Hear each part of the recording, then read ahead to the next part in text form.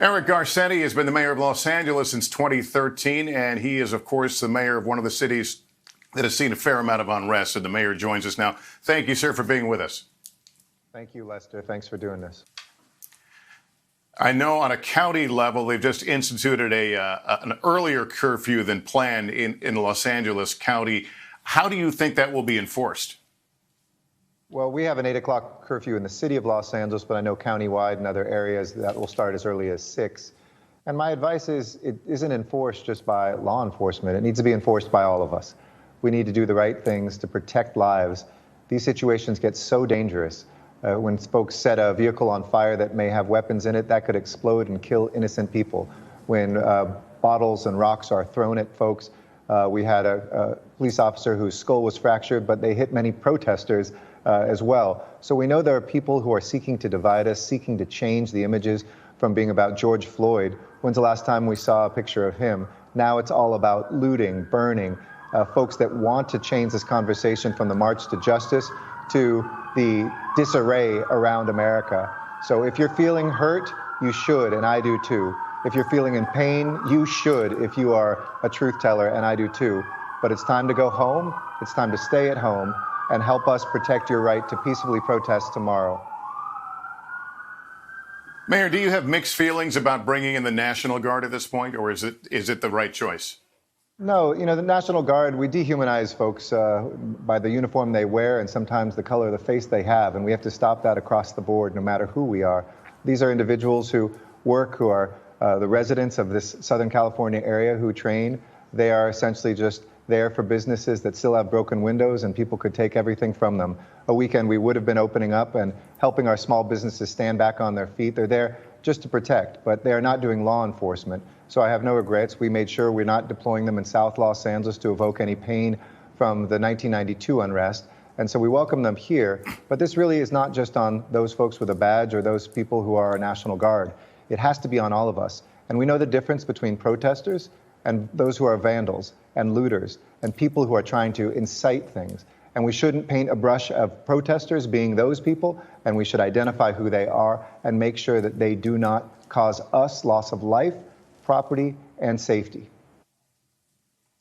Mayor Garcetti, you were there in 92. I was a little kid in Los Angeles during the Watts riots in 65, and I think we both know well these communities, the hit they take takes a long time to repair. There's no question of that. And I want to be careful because the narrative here is, I'm sure folks would like to say, oh, it's communities of color that blow themselves up during this.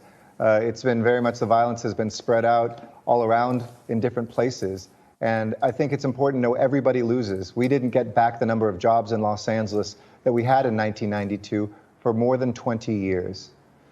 This weekend, when we should be helping a recovery out of COVID-19, we need to make sure, of course, that we're out there and saying our outrage, but let us not take that out on businesses. And where people do that, they will be shut down. They will be found, we will arrest them, and we will prosecute them. That doesn't mean that we have to slow down our demands for justice, to say the names of George Floyd and people who have been shot and killed simply because they're black while they sleep, while they jog, because they wear a hoodie.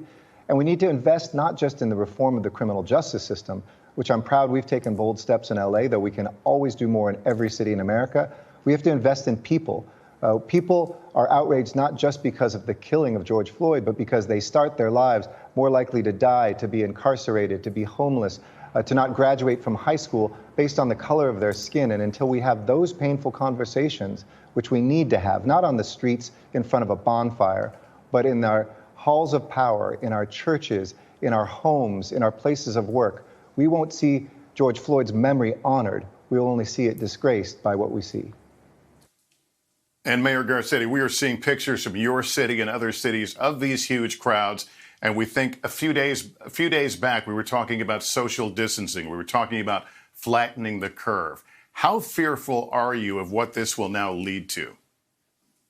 I don't know. Our immediate mission is to make sure people feel safe in their city. But it would be a tragedy of this if people coming this close together at a moment when we had practiced 2.5 months of safe social distancing suddenly spread this virus that loves when we're divided. It loves when we ignore the rules. It loves when we just flaunt our noses at everything that's, out there to bring us together. And if that happens, we don't want these very same people that are already outraged, who have disproportionately borne the racism in this country and the injustices, to have yet another one visit them. But here in Los Angeles, even in the midst of this unrest, tomorrow we're reopening testing centers, including in South Los Angeles, at Dodger Stadium, the largest, we think, in the country. We have to continue that fight. So exercise your right to be heard. Do it peacefully. And please keep your distance to make sure we know we're in a two-front war right now. And we've been following what's happening right next door to you in Santa Monica. They've had skirmishes there today and looting. In the city of L.A. itself, how are things at this moment? Things are holding, and there's people who are still peacefully protesting. And I want to thank them for exercising not only their rights, but articulating how we all feel. But I hope folks will begin to start now going home, to be safe this evening, to allow those who want to change the conversation, who celebrate that this is no longer about racial justice, but the looting of cities, to not have their way. Don't take that away. Don't let them be armed with that weapon that will move us further away from the talk of justice. So right now, we're holding strong. We've had some brave officers. We had one who had his skull cracked and had to have surgery. We just had an officer who was shot in the foot. These are dangerous situations. We've had protesters out there, too, who can get hurt by what happens around them. So please, my message is go home now, be safe, and let us continue to make sure we bring peace so we can march towards justice. Eric Garcetti, Mayor of Los Angeles. Mayor, thank you for spending time with us. We do appreciate it. As always, peace and love to you. Hey, NBC News viewers, thanks for checking out our YouTube channel. Subscribe by clicking on that button down here, and click on any of the videos over here to watch the latest interviews, show highlights, and digital exclusives. Thanks for watching.